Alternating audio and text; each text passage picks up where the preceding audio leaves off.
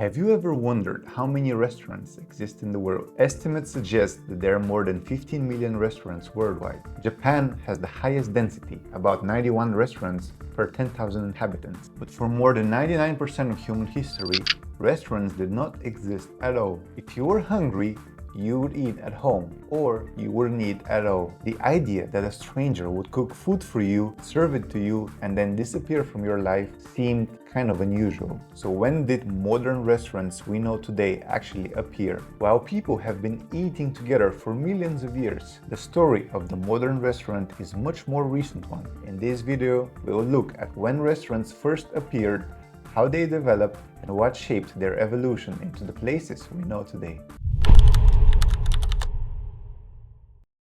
To understand where restaurants come from, we need to look at the taverns of ancient Greece and Rome. These places were not about luxury or culinary experience. They existed mainly out of necessity. Their customers were usually sailors, laborers, slaves, travelers, and sometimes criminals, and people who did not have access to a kitchen. The food was simple and practical. Wine, often of questionable quality, and basic dishes such as lentils, beans, olives, or simple stews. But even though these taverns served food, they were not really restaurants. They were missing several key things that define restaurants today. First, there was no menu that allowed people to choose what they wanted to eat. Second, there was no dedicated service staff focused on the dining experience. Third, the food was not prepared individually for each guest. And finally, these places were usually focused more on drinking rather than on the eating. Most importantly, there was very little personal choice. You ate whatever was available, whenever it was served, and next to whoever happened to be there.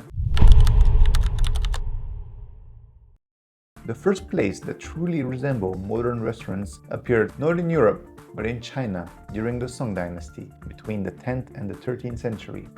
This development did not happen by accident. During this period, China experienced rapid urbanization, the growth of a large middle class, and one of the most advanced commercial economies in the world. As more people moved into cities, many of them stopped cooking at home on a regular basis. Naturally, this created demand for professionally prepared meals. And that is when establishments began appearing that look surprisingly similar to what we call restaurants today. They offered menus with different dishes that customers could choose from. They had dedicated spaces for dining with proper utensils and table settings. They employed staff members whose job was to serve customers. And most importantly, they operated on a commercial principle. Customers paid not only for the food, but also for the overall experience. The service in these restaurants could be remarkably consistent. For example, even if only 2 people would sit down for a drink, they would automatically be served a full set of cups, plates, and small dishes with fruit and vegetables, a level of attention that would feel quite familiar today. Of course, some things were still very different. For instance, many restaurants used silver plates and bowls, and the range of dishes could be extremely large. Menus included ingredients such as lamb, chicken, goose, duck, rabbit, quail, fish, shrimp, clams, and mushrooms, prepared using many different cooking methods. And it was not only the variety of dishes that stood out, the service itself was also impressive. Food was served very quickly, and the wishes of the customers were treated almost like commands. The staff were highly skilled. Some were even able to carry up to 20 plates of food at the same time. But perhaps the most surprising feature was a practice that would feel quite unusual today. Restaurants sometimes allowed outside merchants to come inside and sell their own food, cooked dishes or vegetables and dried fruits. If a customer was not satisfied with what the restaurant had to offer, the restaurant could even send a staff member outside to purchase food from these merchants simply to keep the customer happy. In other words, customer satisfaction already mattered more than protecting the restaurant's own kitchen. Even though restaurant culture was already thriving in China during this period, it would take many centuries before similar dining models would appear in other parts of the world. The development of what we now call restaurant culture did not follow a single path. In the same time, in many different parts of the world, restaurant culture was developing in its own way. In 17th century Japan, for example, travelers often stopped at places known as shukubas. These establishments provided lodging, hospitality, and meals to people traveling long distances. The meals were often served by women known as Meshimora Ona. Their role was to welcome guests, prepare food, and serve meals. But the competition between those early Japanese bed and breakfasts was so intense that to attract travelers, some of these women used flirtation in some cases and even offered sexual services. This created an environment that was not only about food, but also about the social interaction and hospitality. For travelers, the experience became something familiar and welcoming, a place where they could return and be recognized. Only the 1760s marked the moment when the first modern restaurants began to appear in Europe, this time in Paris, France. Before that, dining options were quite limited, because if you were hungry, you would usually go to an inn or tavern where meals would be served communally. There was no menu, no privacy, and very little choice. Eating outside of home was mostly functional, not an experience. And this changed when a Parisian tavern keeper named Monsieur Boulanger opened a small establishment in Paris. He began selling clear meat broths. At first, this might not sound very revolutionary, but Boulanger did something special. Above his door, he wrote, "Come to me, all who suffer from stomach, and I will restore you." His food was not prepared simply as nourishment. He was presented as something that could restore health, comfort, and well-being. Boulanger also introduced several ideas that had not been seen in Europe before. Customers sat at individual tables instead of long communal ones. Food was ordered from a menu and was therefore prepared individually for each guest, and the focus was placed on the food itself, not on the drinking experience. For the first time in Europe, eating outside home became a personal choice and not just a practical necessity. But this innovation quickly led to trouble. Not just any minor disagreement, but to a legal battle in court. In 18th century France, there was food guilds, which were so powerful that they could decide who can cook and sell food. In many ways, they functioned as state-approved monopolies. The guild would determine who could operate food businesses, what kind of dishes could be sold, and made sure that outsiders could not compete with the members of the guild. If you were not part of the guild, certain types of food you would not be able to sell. Boulanger crossed a line when he began serving solid dishes, including sheep's feet in white sauce. This angered the guild. They argued that only their members had the right to prepare and sell complete cooked meals. Since Boulanger was not part of the guild, they took him to court, but surprisingly, the court actually ruled in Boulanger's favor, and his victory weakened the power of the guild system.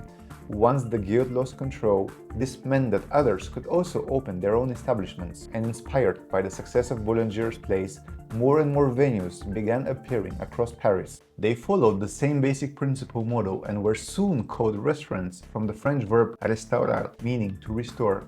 Many of these places were elegantly decorated with silver plates, bowls, and porcelain tableware. Restaurant owners used these details to make establishments visually appealing and distinctive. Toward the end of the 18th century, restaurants in France experienced an even larger boom. And once again, the cause was the major historical event, the French Revolution. After the Revolution, many aristocratic households disappeared, and with them, the jobs of their private chefs and servants. Estimates suggest that close to 2 million people suddenly found themselves without work. But these individuals had one valuable skill. They knew how to cook and serve refined meals. Many of them entered the food industry. Some of the most talented chefs opened their own restaurants where wealthier citizens could enjoy dishes that had once been served only for the aristocracy. Restaurants made elite dining accessible to anyone who could afford it, even if only for one evening. Gradually, dining out became a symbol of social status and sophistication, and this culture began spreading to neighboring countries such as Britain, Switzerland, and Spain. Today, restaurants are first and foremost carefully designed businesses. A surprising amount of research and planning goes into shaping every detail of a restaurant's experience. Take, for example, menus. Have you ever noticed that many high-end restaurants only offer 5 to 7 dishes? One obvious reason for this is operational efficiency. Fewer dishes allow the kitchen to focus more on quality and consistency. But there's also a less obvious reason, and it has less to do with the restaurant itself and more to do with how our brains work. When we face too many options, we often become less satisfied with our final decision. This idea is known as the paradox of choice. When a menu is extremely large, people start comparing many different options. This process requires mental effort. The more effort we invest in choosing, the more we worry about making the wrong choice. Even after ordering, people often keep wondering whether they should have chosen something else. Restaurants have also noticed that when menus are very long, customers usually take more time to decide and ask many questions. Instead of improving the dining experience,